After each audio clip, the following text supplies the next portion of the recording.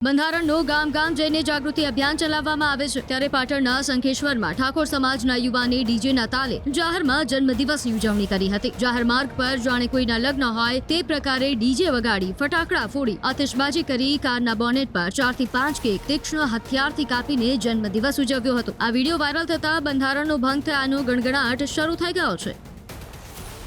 બીજી તરફ ઠાકોર સમાજના ડીજેના ધંધાર્થીઓના સમર્થનમાં વિક્રમ ઠાકોર આવતા વિરોધ થયો છે। રાધનપુર તાલુકા પંચાયતના પૂર્વ પ્રમુખ અને ઠાકોર સમાજના આગેવાન દિનેશ ઠાકોરે વિક્રમ ઠાકોરને ચેતવણી આપી કે તું માપમાં રહેજે, નહીં તો પાટણ, બનાસકાંઠા, મહેસાણામાં ઘૂસવા પણ નહીં દઈએ।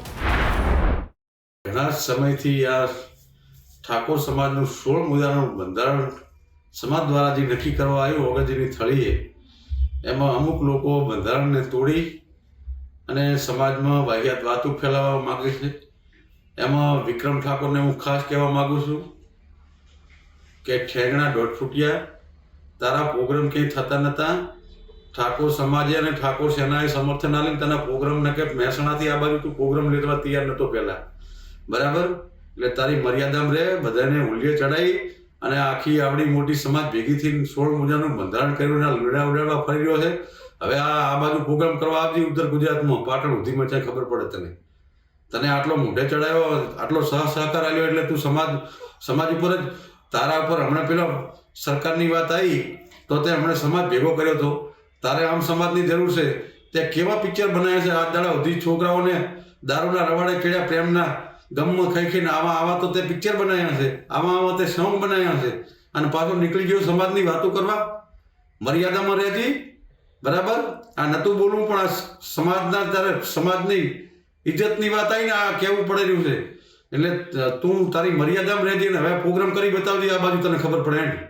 જય માતાજી। સમાજના લોકોને બે હાથ જોડીને વિનંતી કરું છું, બરાબર? બીજા કોઈનો અમારે કોઈ વિરોધ નથી, પણ જે સમાજના બંધારણને તોડવા નીકળ્યા છે ને એમનો અમને પૂરેપૂરો આ નતું કે હું ગળે આવી રહ્યું, આટલે આવ્યું ત્યારે આટલું કહું છું, અને કાન ખોલીને સાંભળી લેજો। ધંધા એવું નથી અમે ઈચ્છતા તમારા ધંધા રોજગાર છીનવાઈ જાય, એવું જરૂરી નથી કે ઠાકોર સમાજને તમે આ ઠાકોર સમાજ જમીનો અત્યારે 90% ઠાકોરોની જમીનો જતી રહી છે, ખબર પડે કઈ નીકળી જશો। જય માતાજી। બસ સમાજને આટલો સંદેશો આપવાનો હતો। તો બંધારણના ભંગ બદલ બનાસકાંઠાના જાબડિયા ગામના કલાકાર ગબ્બર ઠાકોર અને અર્જુન ઠાકોરની સમાજ બહાર કરવામાં આવ્યા છે, ત્યારે જેના સમર્થનમાં બેઠક મળી હતી, ગામ આખું બંનેના સમર્થનમાં આવ્યું। ત્યારે ગબ્બર ઠાકોરે કહ્યું કે ગામના 2-3 લોકોએ અમને નીચા દેખાડવા માટે ટાર્ગેટ કર્યા છે। એમને હું એટલો જ સંદેશ આપવા માંગુ છું કે સમાજની સામે રહેશો, સમાજની ઉપરવટ જશો તો તમે થાકી જશો, એકલા પડી જશો।